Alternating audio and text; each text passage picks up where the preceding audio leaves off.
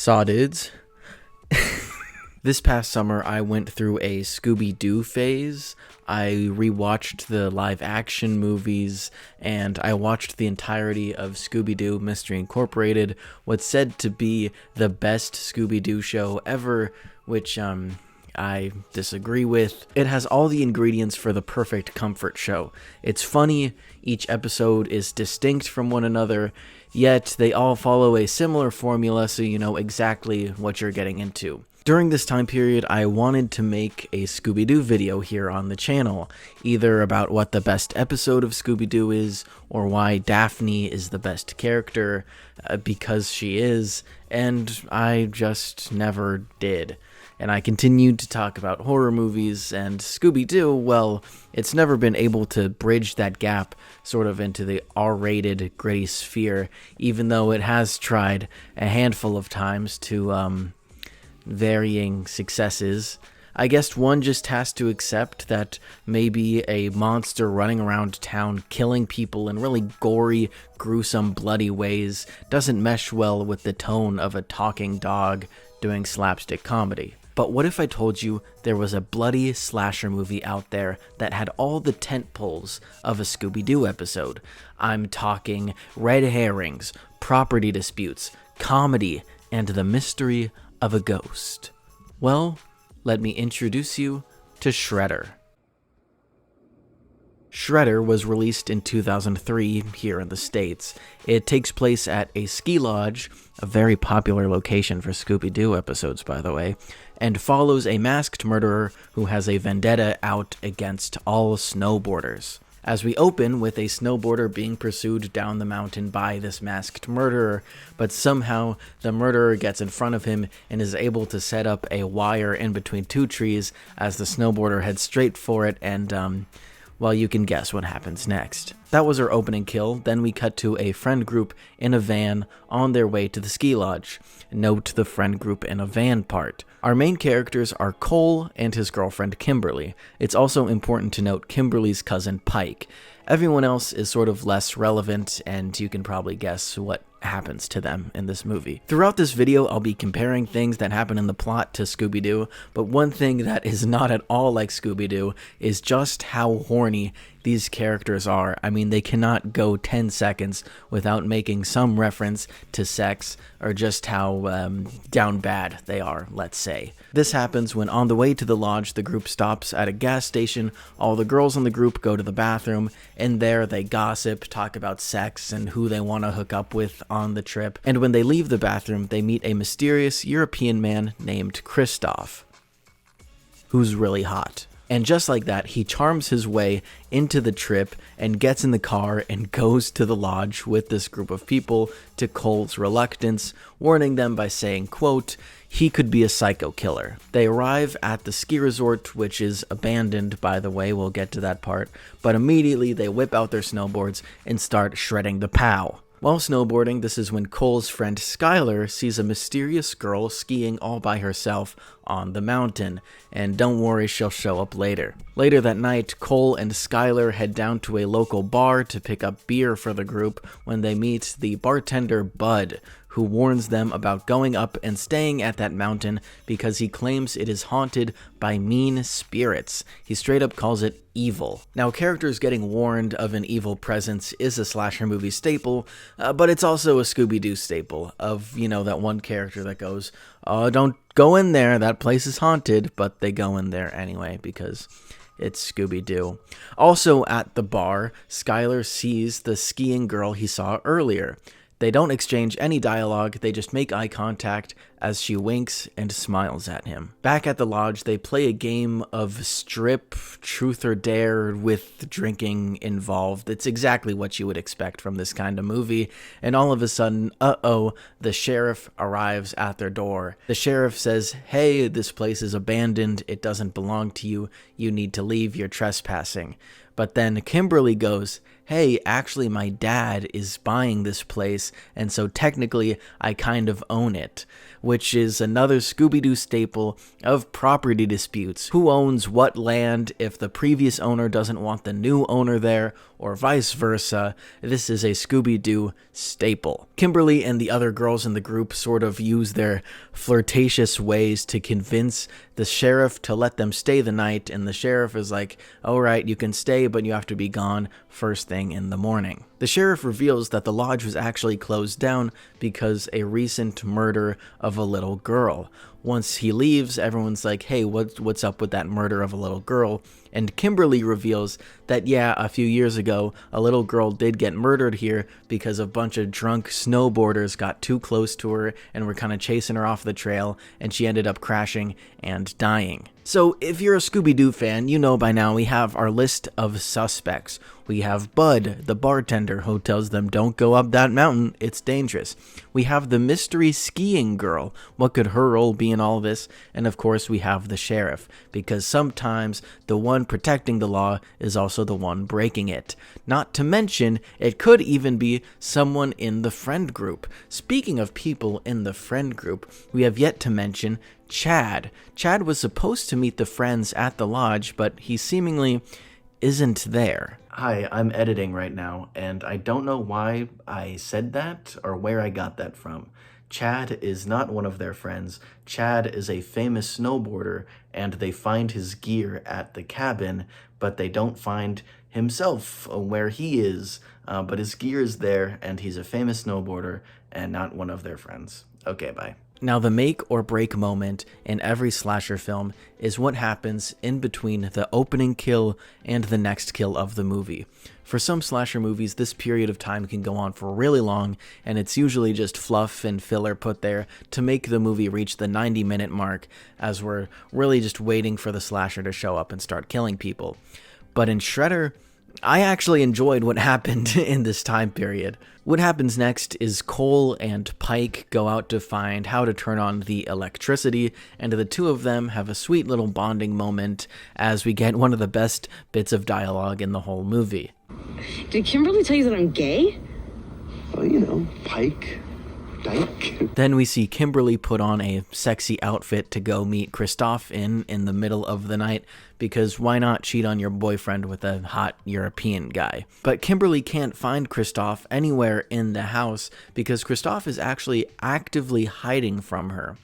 Then we go to Robin, who is one of Kimberly's friends, who is sharing a bed with Pike, and we get another amazing dialogue moment. I'm not gay. I'm just horny. Robin is actually so down bad after this moment she gets out of bed and goes to Christoph. Then the two of them start making out, and Kimberly sees this and walks away. It turns out Christoph was just hiding from Kimberly because he actually just wanted to sleep with Robin. Then we get our actual first kill of the movie when the sheriff is still lingering outside the lodge for some reason, when the killer comes up and the sheriff gets an ice pick straight to the dome, killing him instantly. So I guess we can say that the sheriff is ruled out of the list of suspects. The next day, our characters head out to go snowboarding, and the movie is really now in full swing with a killer on the loose. A character named Kirk decides to jump off the lift early and just go snowboarding all by himself down the mountain,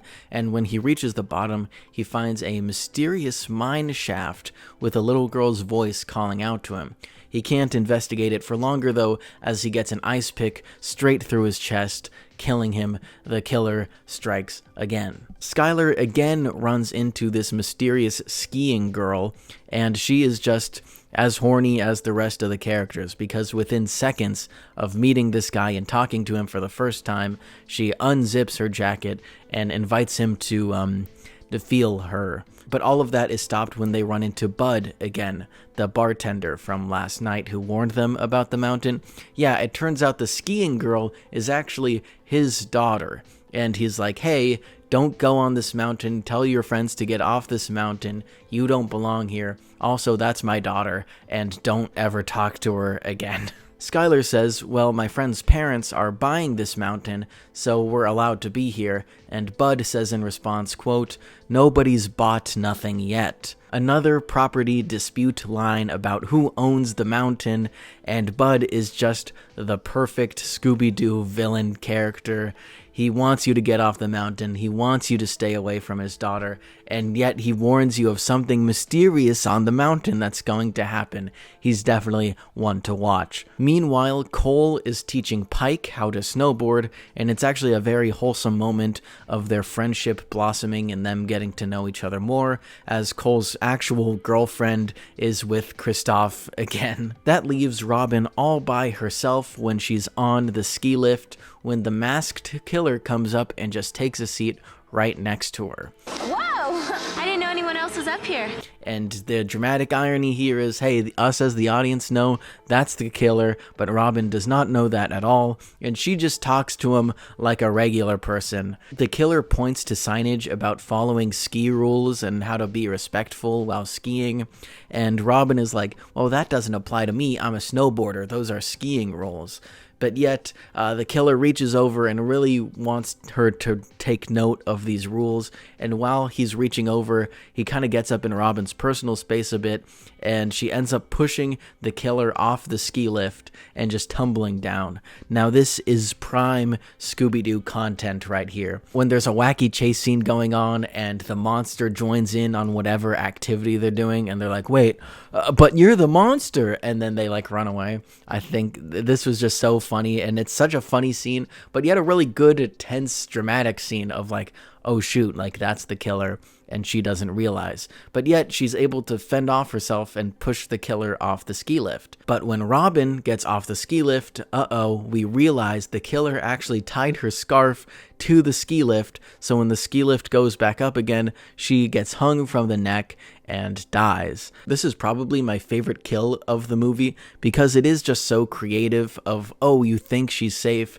because she pushed the killer off, but the killer just did what he wanted to do and left. And at the same time, no one knows that she died. Throughout the movie, when other things are happening, we'll just cut to her body dangling on the ski lift as it keeps going around and around, and no one discovers it until extremely late into the movie. There's even another very Scooby-Doo-esque joke where two characters are standing and they're like, I wonder where Robin is. We haven't seen her in a while, as her body right behind them just comes into frame and goes away. It's so funny. So after getting yelled at by Bud, Skylar goes back to Cole and Pike, and the three of them discover the sheriff's dead body buried inside of a snowman. And here's where they know, a killer is on the loose. And what do they decide to do? Say it with me now. Split up. But it's not the typical split up and look for clues situation. It's actually the fact they get into an argument, specifically Pike and Cole, two characters who have got along really well, all of a sudden have this disagreement. It's really well written and just adds some more nuance that other slasher movies don't typically have. Cole believes the killer is Kristoff because, yeah, he's just this weird European guy who randomly showed up and started hitting on his girlfriend. Pike says, no, I don't think he's the killer, you're just jealous of him because he's hitting on your girlfriend. What about Chad? Where has he been this entire time? We were supposed to meet Chad here, and he's not here, so the killer could be Chad. During the argument, Cole storms off to go find Kimberly and save her from Kristoff, while Pike and Skylar decide, well, we should probably go looking for our other friends, Robin and Kirk, the two dead people. So they go off on their own, hence the group has split up. We then cut to Kimberly, who is hot tubbing with Kristoff. She is being all sexy and flirtatious, but this is actually just a method to get him to admit to saying he's not actually who he says he is. Kimberly picked up on small clues throughout that this guy isn't actually European. But why would he change his identity? Well, it's because he is one of the snowboarders that were involved in the death of the little girl. And he's like, hey, it wasn't a planned murder. It was all an accident. I'm innocent. Please, I'm not a murderer. He also reveals that Bud, the bartender who wanted everyone to get off the mountain, That's his daughter who died, the little girl. So now we all see why he wants people off this mountain, because his little girl died there. And that also means Shelly, I forgot to say her name earlier, but Shelly is this skiing girl whose dad is Bud. Her name's Shelly, and that means her little sister was the little girl who died in the snowboarding accident. Christoph, whose real name is Chris, by the way, just says, hey, if people are dying, I think it's Bud, because Bud is getting revenge on all snowboarders who come on this mountain because snowboarders killed his daughter. A pretty sound reasoning. And then Kimberly is like, wow, all this exposition makes me horny, and then the two of them start having sex in the hot tub, and then Cole walks in and sees the two of them going at it, and Kimberly says, it's not what it looks like. As Cole is just like, he's the murderer, why would you do this? He killed everyone. And then Kimberly's response is, he didn't kill everyone, he just accidentally killed a little girl. And then Cole is like, what are you talking about? And then he just leaves, and Kimberly hops out of the hot tub and follows after him. Meanwhile, Skylar and Pike end up in the mining shaft where Kirk died, but this time they're able to go inside because they hear that same mysterious little girl's voice calling out to them. Once they get inside, they find the frozen dead body of the little girl, but since she was frozen, her whole body's been preserved. They also find the dead body of Kirk. So you could say they just found some clues. But that's when the killer bursts in and attacks Skylar and Pike, but they are able to narrowly escape. And just like every good Scooby-Doo episode, the characters have to reconvene and discuss the clues that they found. Cole tells Skylar and Pike, hey, Christoph is the murderer. I was just with him. He's the murderer. We can't trust him. And then Skylar and Pike go, no, he's not the murderer, because the murderer was actually just with us and attacked us. And it's this funny back and forth of who they think it is. And eventually, their arguing gets disrupted by Christoph's scream in the distance as they run on down the mountain to discover Christoph's dead body in the hot tub. So I guess Christoph wasn't the murderer. Sorry to scare you real quick. I just wanted to say, if you're enjoying the video, you can consider buying a channel membership. I don't do proper movie reviews here on the main channel, but I do over on the membership page, where I'm covering every big and small movie of 2025. So if you're interested in any of the videos you see on screen, feel free to become a member. It is only 99 cents a month. Back to the video. From this point of the movie, we have 4 survivors: Cole, Skylar, Kimberly, and Pike. Do they remind you of anyone? We also have a pretty strong lead on who the killer might be. Now, I actually don't want to spoil the ending of this movie and what happens next with these 4 characters, who lives, who dies, and who the killer is, but I do want to bring up 2 key moments that happen after this that are just the most Scooby-Doo thing ever. First of all, there's a moment near the end where Cole is getting shot at by a mysterious person with a gun, and he's wearing a big helmet, and Cole is like, take off that helmet, who are you? And there's this big dramatic reveal shot of the person taking off the helmet, and it's Bud. Bud was shooting at him with a gun, and he claims that he didn't kill anyone, he just wanted to scare people off his mountain. He says the line, quote, I was just trying to scare y'all off my mountain. What? I was just trying to scare y'all, get you off my mountain. He was trying to scare a group of kids off of a property that he believes he owns because a tragic event happened to him there in the past. That is just the most Scooby-Doo thing I've ever heard. But again, he claims that he hasn't killed anyone and he's not the murderer, even though at this point in the movie, we don't know if we can trust him. But man, oh man, when he said that line of dialogue, it hit me like a bus. The other thing I'd like to note about the ending is that Pike and Cole end up kissing, which is honestly really weird because I thought they just had a cute friendship this whole time. So just like Scooby-Doo, the lesbian girl ends up with the awkward straight guy. I can't recommend this movie enough. It's on Amazon Prime right now for you to go watch and figure out the crazy ending for yourself, because man, that final kill is just something that's going to stay in my memory. It's so good, all the twists and turns that it takes. It elevates the slasher genre by including a mystery that's actually engaging and interpersonal conflict in between characters. That's not just cheating, even though, yes, technically cheating is in here too. The gore and kills are also absolutely on point. For a movie whose title is a snowboarding pun, it totally lived up to that, as there are so many snowboarding and skiing related deaths, like icicles and ski lifts, and there's even a ski pole thrown in there too that I didn't talk about. The worst thing a slasher movie can do is to have generic, boring, repetitive kills with a knife or hatchet or whatever, and this movie absolutely stays away from that at all costs. The other part that added a bit of nuance to this movie that not all slasher movies have is that the part where, you know, the little girl is whispering to people to like come inside the mine shaft, yeah, that's never explained. That just could just straight up be a ghost, and that's never mentioned. It's not like when the villain is revealed, they're like, oh yeah, I planted speakers and pretended there was a ghost, and that whole thing that usually happens in Scooby-Doo. That doesn't happen here. So when like the little girl is like whispering, that's just genuinely a ghost, I guess. That part's never discussed, and I kind of like that it's not. It's just an eerie element left in there for the audience to be creeped out by. There's setup and payoff, twists and turns, red herrings, oh my. And this is the part of the video where I say what its budget was, and then my jaw falls to the floor. Ready? $750,000. Less than 1 million. I mean, I've talked about movies with a budget less than this before, but still anything under $1 million is just amazing that it got made in the first place to this level of success. It did struggle to find distribution in the US until MGM Home Entertainment picked it up and put it directly to DVD. And it was not received very well critically. The critics just saying, hey, this is cliche, kind of stuff we've seen before, and I'd push back on that. First of all, I think it's just the perfect time capsule for the early 2000s. I mean, this is how all the characters talk all the time.